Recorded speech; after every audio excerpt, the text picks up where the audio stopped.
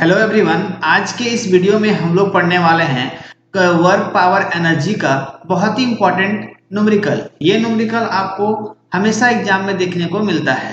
तो किस टॉपिक का है? Work done by a constant force. Work done by a constant force का हम लोग क्या पढ़ने जा रहे हैं? न्यूमेरिकल पढ़ने जा रहे हैं। ठीक है, तो क्वेश्चन आपके सामने दिख रहा होगा। A constant force F equal to 2I plus 3J plus 4k Newton produced a displacement S equals to 2I plus 3J plus 4k metre. Find the work done. हमको वर्क डन फाइंड करना है। तो यहाँ पर आपको constant force दिया गया है। फोर्स कितना है? F equal to 2I plus 3J plus 4k newton. ठीक है, अब हमको डिस्प्लेसमेंट जिसका नाम हम लोग S से रिप्रेजेंट करते हैं, S कितना है? 2I plus 3J plus 4k metre.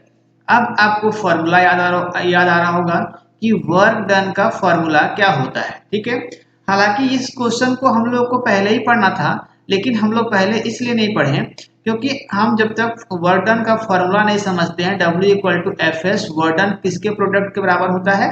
तो फोर्स और डिस्प्लेसमेंट के प्रोडक्ट के बराबर होता है। अब हम लोग कुछ इंपॉर्टेंट चीज को पढ़ेंगे जो यहाँ पर आपको दिख रहा होगा कि ये इंपॉर्टेंट चीज जो है, ये आई का डॉट प्रोडक्ट क्या होता है? आई और आई का डॉट प्रोडक्ट होता है I dot I equal to J dot J equal to K dot K. जब इन सभी का प्रोडक्ट होता है, डॉट प्रोडक्ट होता है, तो क्या वैल्यू होता है? 1 होता है। ठीक है, आपको ध्यान देना है, जब लाइक टर्म्स होगा, जैसे कि I dot I, J dot जे, के डॉट के होगा, तो उसका वैल्यू हम क्या लेंगे?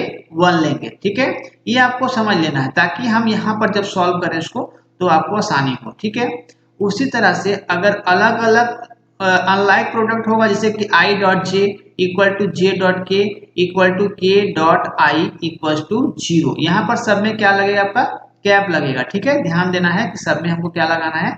कैप लगाना है। ठीक है, यहाँ पर भी आप क्वेश्चन में आप कैप लगा सकते हैं। ठीक है, चलिए, अब जब इस तरह का डॉट प्रोडक्ट होगा तो हम इसका वैल्यू क्या लेंगे? 0 लेंगे।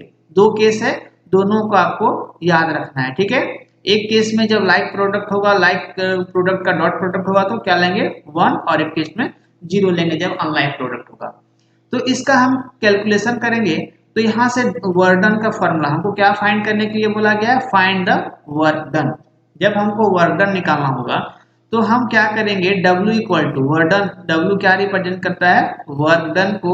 F रिप्रेजेंट करता है आपका फोर्स, और S रिप्रेजेंट करता है आपका डिस्प्लेसमेंट को। ठीक है, अब हम इसका कैलकुलेशन करेंगे। तो work done equal to 2 into 2। देखिए, यहाँ पर आपको ध्यान देना है कि हम यहाँ पर लिख सकते थे कि एक बार F का वैल्यू और एक बार S का वैल्यू, दोनों का वैल्यू लिख करके दोनों का हम डॉट प्रोडक्ट करेंगे। ठीक है, तो जब देखिए यहाँ इसका I का टर्म क्या है?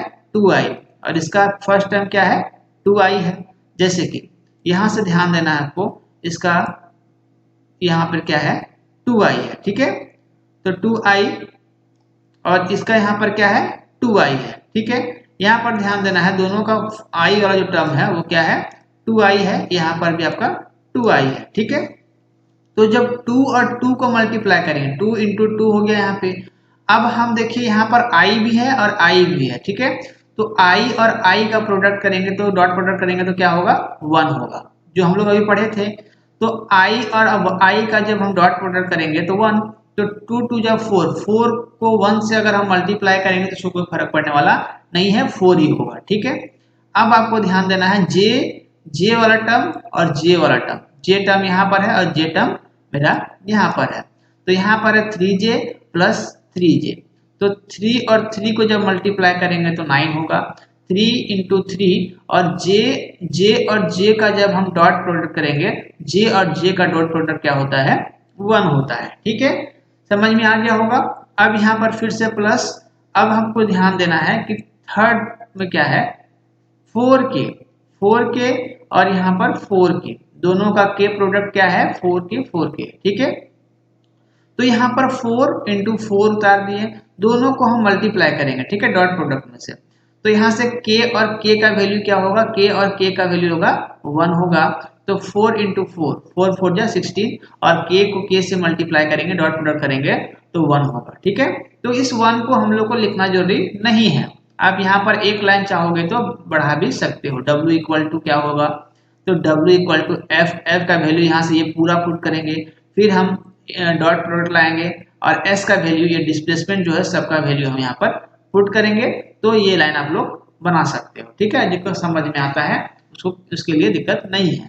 यहाँ से W इक्वल टू, अब ये आपको ध्यान देना है, W इक्वल टू क्या होगा, 2 2 जा 4 और बीच में प्लस होगा। अब यहाँ पर ध्यान देना है, 3 3 जा 9 और 4 4 जा 16। तो सबको हम यहाँ पर मल्टीप्लाई कर लिए। अब हम क्या कर लेंगे, सबको जोड़ लेंगे, ऐड कर लेंगे, ठीक है। तो 16 प्लस 4 कितना हो जाएगा, 20, 20 प्लस 9 19 जूल, ठीक है।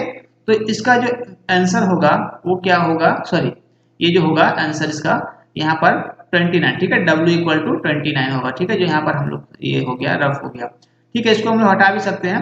अब यहाँ पर जो वर्डन हमारा निकला, वर्डन कितना निकला, तो वर्डन जो निकला W इक्वल टू 29 जूल, क्योंकि वर्क का SI यूनिट क्या होता है, जूल होता है ना।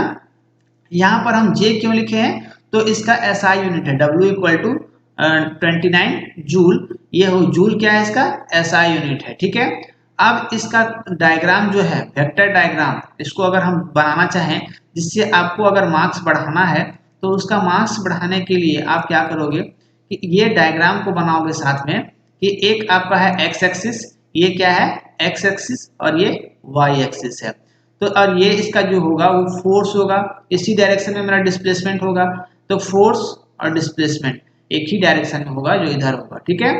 तो ये पिक्चर आप बनाते हो तो आपको फुल में फुल मार्क्स मिलेगा। तो फाइनल जो मेरा आंसर हुआ वो क्या हुआ, final answer equals to work done equal to 29 joule. तो ये इसका आपको वैल्यू याद रखना है कि इसका कितना हो जाएगा, तो 29 जूल होगा, ठीक है।